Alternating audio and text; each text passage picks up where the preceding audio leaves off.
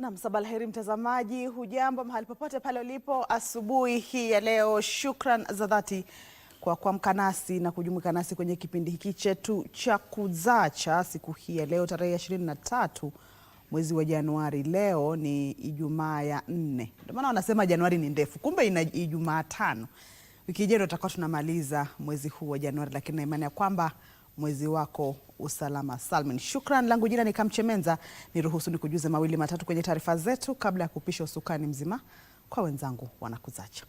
Moja kwa moja kufuatia masuala ya elimu ama kuhusu masuala ya elimu ni kwamba Rais William Ruto ameagiza kila mtoto wa Kenya aliyefanya mtihani wa kitaifa wa gredi ya 9 KJSEA kuripoti shuleni kufikia hii leo. Amesisitiza kuwa hakuna mwanafunzi anayepaswa kufukuzwa au kunyimwa fursa shuleni kwa sababu ya kukosa karo, sare au mahitaji mengine ya kimsingi. Ingawa wanafunzi wengi bado hawajaripoti shuleni kuanza masomo gredi ya 10 hata baada ya muda uliowekwa na Wizara ya Elimu kukamilika, serikali inaamini kwamba itafanikisha mpito wa wanafunzi kwa 100% kwa kundi la kwanza la wanafunzi wa gredi ya 10. Ndoto ya Hesbon Chebon ya kujiunga na shule ya upili ya St. Patrick huko Iten iko hatarini kutokana na ukosefu wa karo. Kwa mwanafunzi huyu mwerevu anayetoka familia maskini katika kijiji cha Seretunin, Baringo ya Kati, anakoishi na nyanyake mwenye umri wa miaka 74, bado hajajiunga na shule ya sekondari. Ningependa kuwa engineer. Niko na mandugu zangu wote bado wako shule, hawana uwezo wa kunisaidia. Anybody yule mwenye ako na uwezo ambaye ameguswa akuje aweze tusaidiane pamoja, huyu kijana aende shule.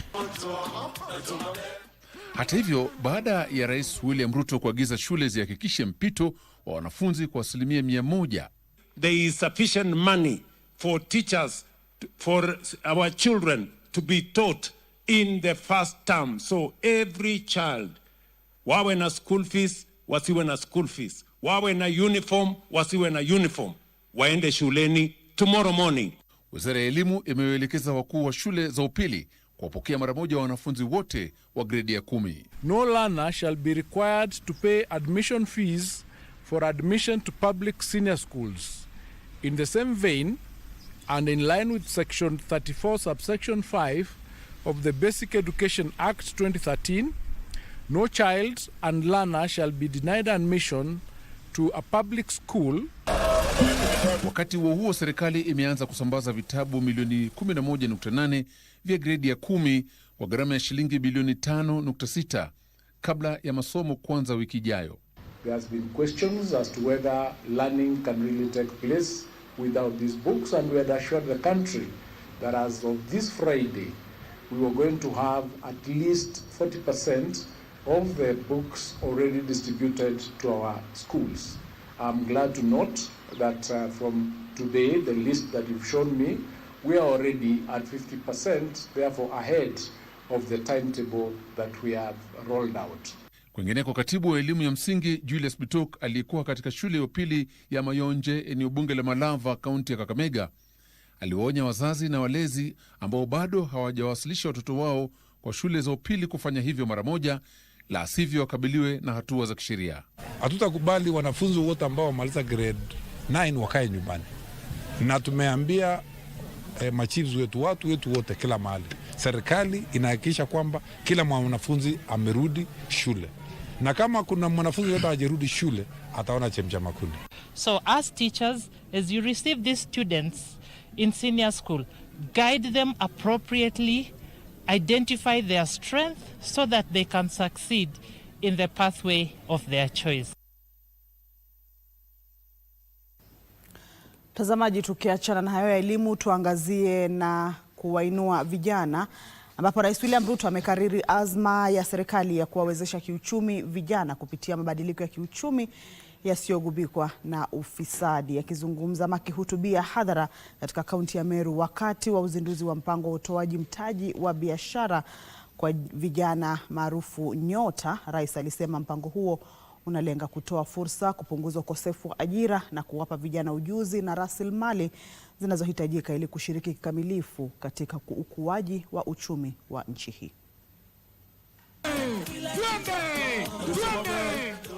Maelfu ya vijana kutoka eneo la mashariki ya nchi walikusanyika katika uwanja wa Kinoru, kaunti ya Meru, kushuhudia uzinduzi wa mpango wa mtaji wa biashara almaarufu Nyota. Rais William Ruto alishuhudia ugavi wa shilingi milioni 168 kwa zaidi ya vijana 6,720 kutoka kaunti za Meru, Embu na Tharaka Nithi. Rais alisema mpango huu usio na ufisadi tayari unazaa matunda. Aidha, alisisitiza umuhimu wa uadilifu na uwajibikaji katika utekelezaji wa mpango huo, akionya kuwa ufisadi au matumizi mabaya ya fedha za umma hautaruhusiwa. This is how we are going to demonstrate that government and government programs can be run with integrity, without corruption, when people do things for themselves, when we have a digital platform that makes sure every young person, whoever they are, whoever they may not know, can find their way into a forum like this without patronage, without corruption, and without any matters of integrity. Viongozi walioandamana naye walisifia mpango huo wakisema utapunguza ukosefu wa ajira na kuwawezesha vijana kuwa wajasiriamali badala ya watafuta kazi. Mtu hapa amehonga mtu ndio aweze kufika hapa. Mumeitishwa pesa, mkaambiwa ya kwamba ndio ukue katika program ya Nyota, nipatie shilingi 50, shilingi 100, 500 ndio ukue katika hii program. Kama kuna mtu amelipa pesa hapa, nataka kujua, because I want to deal with those characters wenye wamezoea mambo ya ufisadi. Na kuna viongozi wengine nimeona wanaleta siasa kwa hii mambo. Wengine wanasema si hii pesa haitoshi. Wale ambao wanalalamika ya kwamba hii pesa ni kidogo, wao wenyewe wamekuwa viongozi na hakuna hata siku wamesaidia kijana hata na shilingi 5,000. While many people in this republic, Your Excellency, have always seen the young people of Kenya as their mere supporters, you have seen partners in them who can partner with you in changing the course of our history of our country, Your Excellency. Mpango wa Nyota ni sehemu ya ajenda pana ya serikali ya kubadilisha uchumi kwa kuwawezesha vijana na kuimarisha biashara ndogo na zile za kadri kote nchini. Watu wengi walikuwa nafikiria wewe ni siasa tu ulikuwa unafanya. But we have seen you focus on young people through jobs, Maju. We have seen you focus on young people through affordable housing. Na leo tumeona very important program inaitwa Nyota. Rais alituamurisha ya kwamba to make sure kwamba hii pesa ya biashara ikuwe ya biashara tu, isiende kulipana ile madeni mengine. Kama wewe ulifuliza, hiyo mtalipana huko kwingine. Kwa hivyo hii pesa itaingia kwa pochi la biashara, it is ring fence. Fuliza haitachukua pesa yako.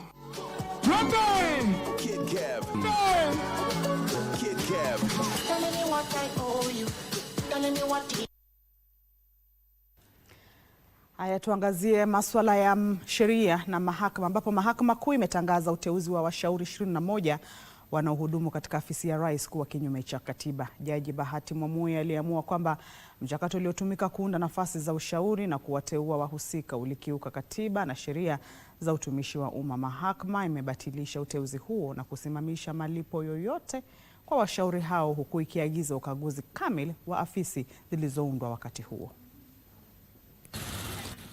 Kesi hiyo iliwasilishwa na Taasisi ya Katiba, ambayo ni shirika la uteuzi wa sheria za kikatiba ambalo lilipinga uhalali wa nafasi 21 za ushauri zilizoanzishwa katika afisi ya rais. Taasisi hiyo ilisema kwamba afisi hizo ziliundwa bila mfumo wazi wa kisheria, ushiriki wa umma au kufuata taratibu za kikatiba na utumishi wa umma zinazosimamia uteuzi wa umma na matumizi ya fedha za umma. Katika uamuzi wake, jaji wa mahakama kuu Jaji Bahati Mwamuye alisema kuwa mchakato uliotumika kuanzisha afisi hizo na kuwateua washauri hao ulikuwa kinyume cha sheria.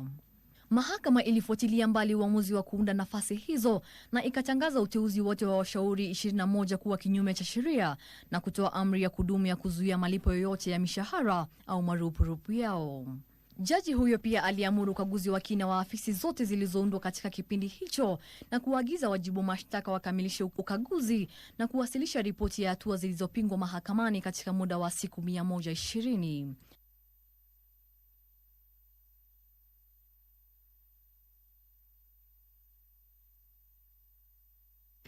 Nalo shirika la utangazaji humu nchini KBC limeorodheshwa miongoni mwa mashirika ya serikali yanayotia fora ama yaliyotia fora.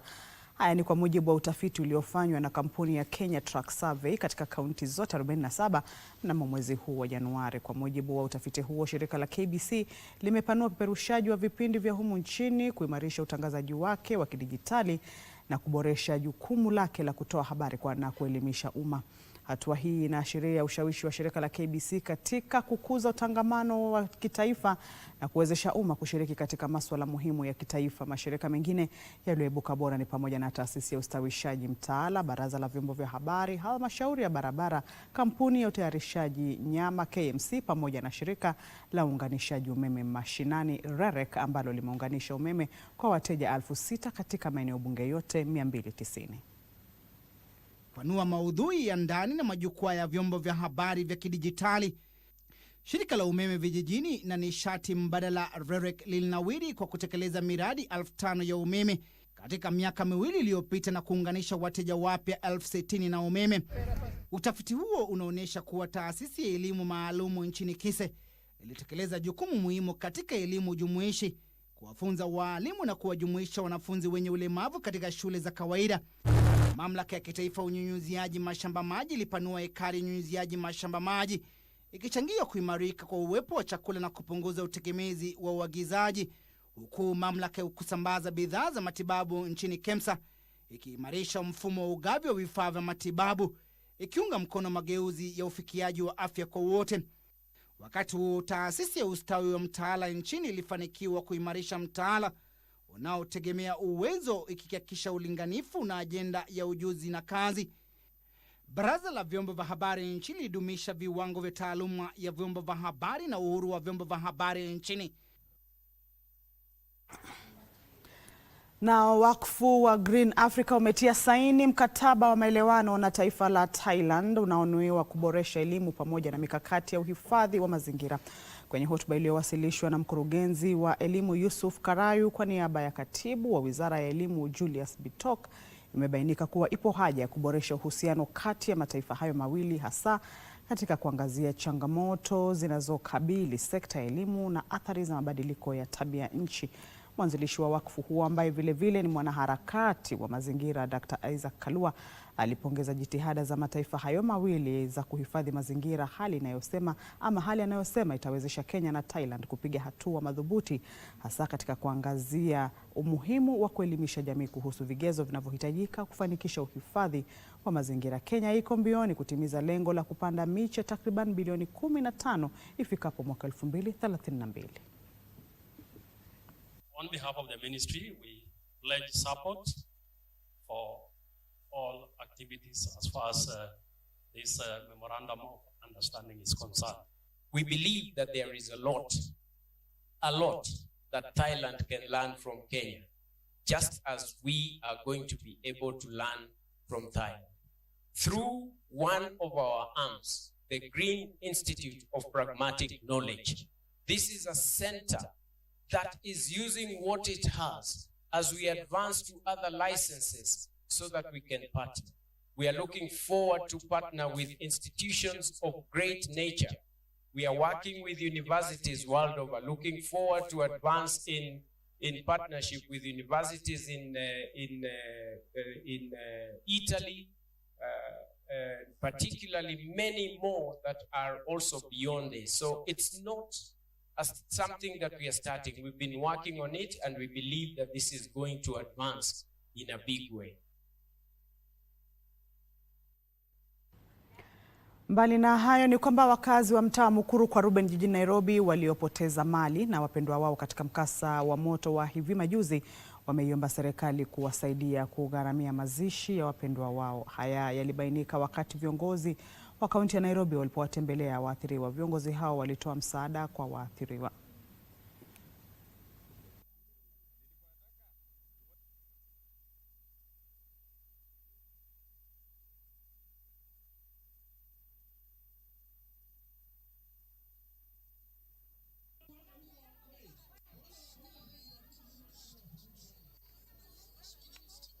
We are urging our citizens to go away from the roads.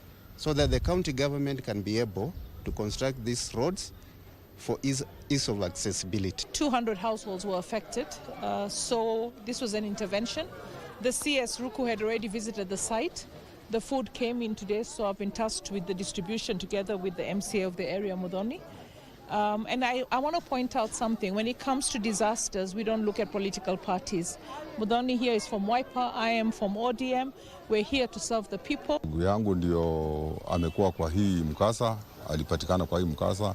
Nasikia kulingana na majirani wenye walikuwa karibu, moto ilianzia kwa nyumba yake. Kwa hivyo hakuna kitu iliweza kuokolea kwa hiyo nyumba. Watoto walitoka mbio wakawacha baba yao sasa, kwa sababu hawakuwa na nguvu ya kumvuta nje.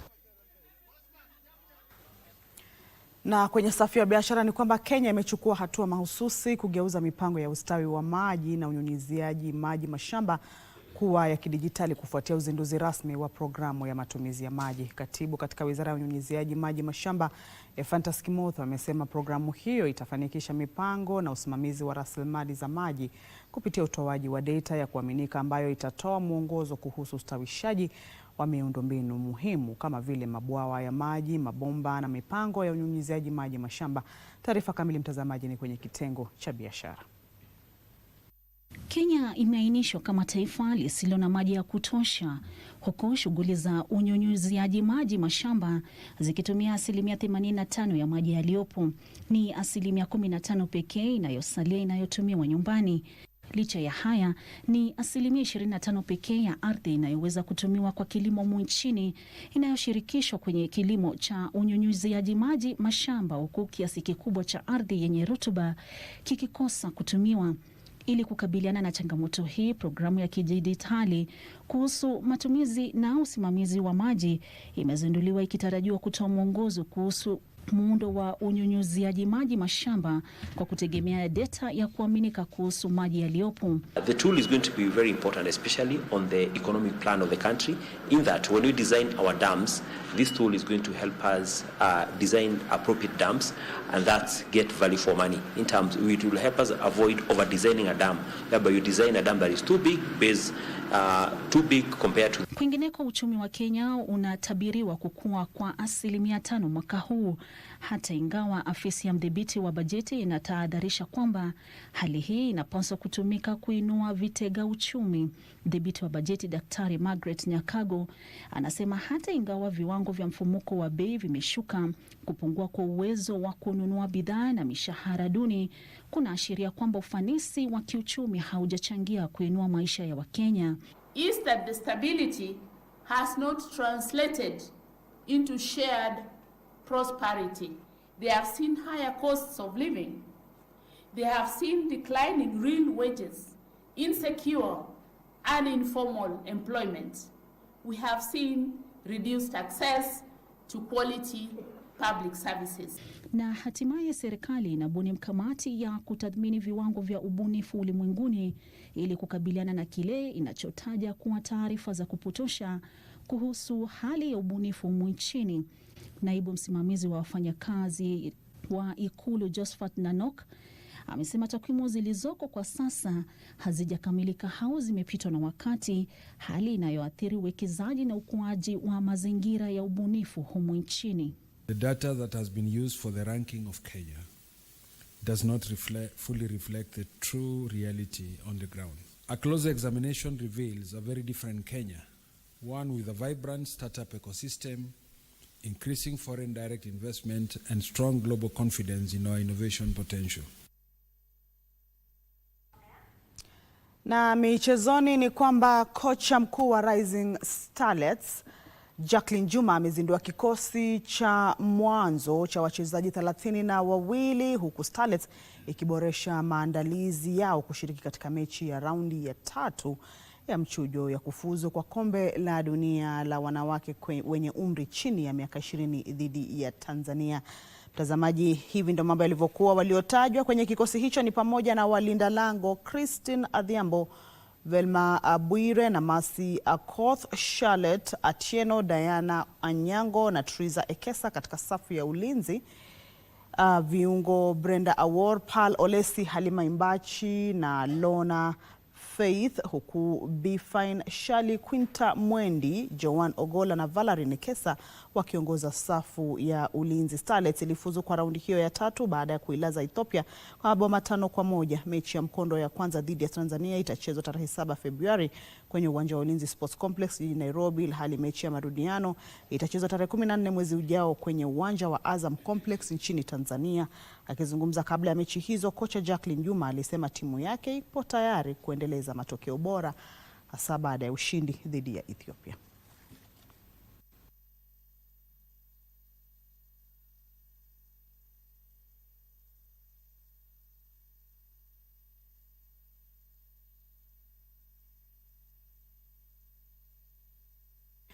Nayo kampuni ya Kenya Breweries Limited KBL hapo jana ilitangaza udhamini wa kitita cha shilingi milioni 40 kwa mashindano yajayo ya raga ya HSBC Sevens Nairobi, huku Kenya ikijiandaa kuandaa hafla hiyo ya kimataifa ya dunia kwa mara ya kwanza. Michuano hiyo itakayoandaliwa tarehe 14 hadi 15 mwezi ujao katika uwanja wa Nyayo itaifanya Kenya kuwa taifa la pili barani Afrika baada ya Afrika Kusini kuandaa mashindano ya dunia ya raga kwa wachezaji 7 kila upande. Ufadhili huo unajumuisha shilingi milioni 20 pesa taslim kusaidia shirikisho la raga humu nchini, KRU kusaidia katika maandalizi, pamoja na uwekezaji wa ziada wa milioni 12 katika usaidizi wa kitaaluma unaolenga kuinua uzoefu wa mashabiki, na shilingi milioni 8 zaidi zilizotengwa kwa usaidizi wa utangazaji. Timu zinazoshiriki za wanaume katika mashindano hayo ni pamoja na Kenya, Marekani, Uruguay, Ujerumani, Canada na Ubelgiji, huku timu ya wanawake ikishiriki Kenya, Brazil, China, Hispania, Afrika Kusini na Argentina.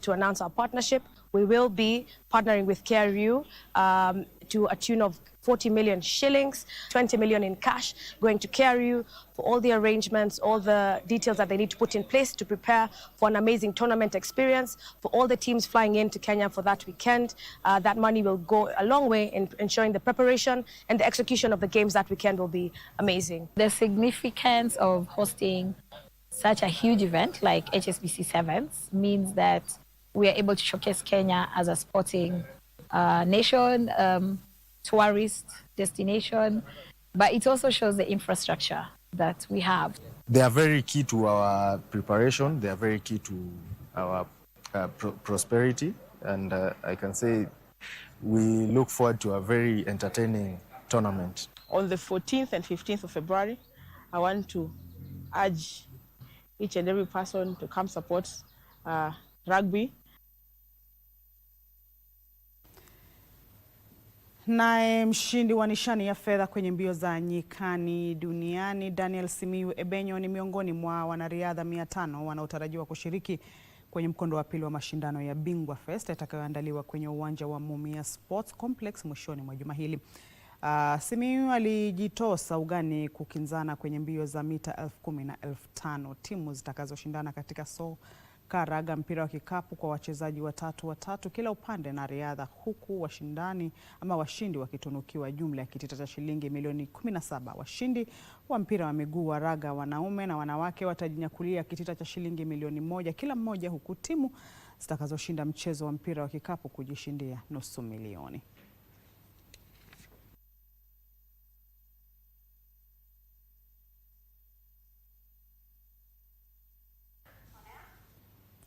Tukisonga mbele ni kwamba serikali imepongezwa kwa kuunganisha michezo kama shughuli ya mtaala chini ya mtaala wa elimu inayozingatia umahiri CBE, hatua ambayo wadau wanasema itachukua jukumu muhimu katika kukuza vipaji vya michezo nchini kote katika miaka ijayo. Akizungumza wakati wa ufunguzi rasmi wa uwanja wa michezo wa shule ya Kamulu Rofin, aliyekuwa kocha mkuu wa Harambee Stars Francis Kimanzi sambamba na wadau wengine wa michezo alisema kujumuishwa kwa programu ya michezo iliyoandaliwa mashuleni kutasaidia kutambua na kuendeleza vipaji. Kimanzi alibainisha kuwa taasisi za mafunzo zinasalia kuwa msingi wa maendeleo ya michezo katika kuzalisha wanariadha washindani wenye uwezo wa kuiwakilisha nchi hii katika ngazi za kikanda na kimataifa.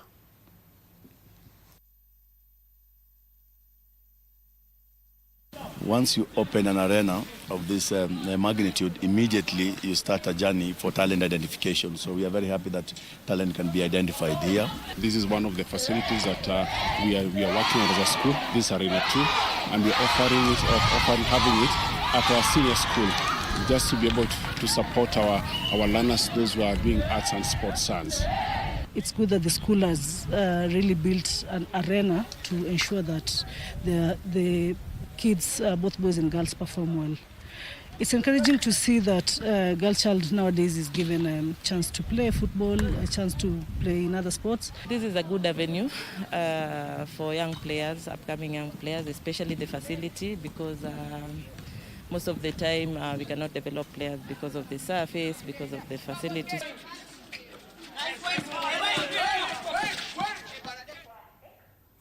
Na mtazamaji, 1 dakika imekatika ndani ya saa 1 asubuhi saa za Afrika Mashariki, wakati ambapo mimi hapa kwenye taarifa za KBC basi natia kikomo. Kumbuka hiki ni kipindi cha Kuzacha, mapumziko mafupi, lakini mwenzangu Nancy Onyancha atakuwa anaendeleza usukani huu. Lakini kutoka kwangu Kamche Menza, niruhusu nikuage, nikutakie Ijumaa njema na weekend njema kwa jumla. Tufanye hivi tena atakaporidhia Maulana. Maasalam.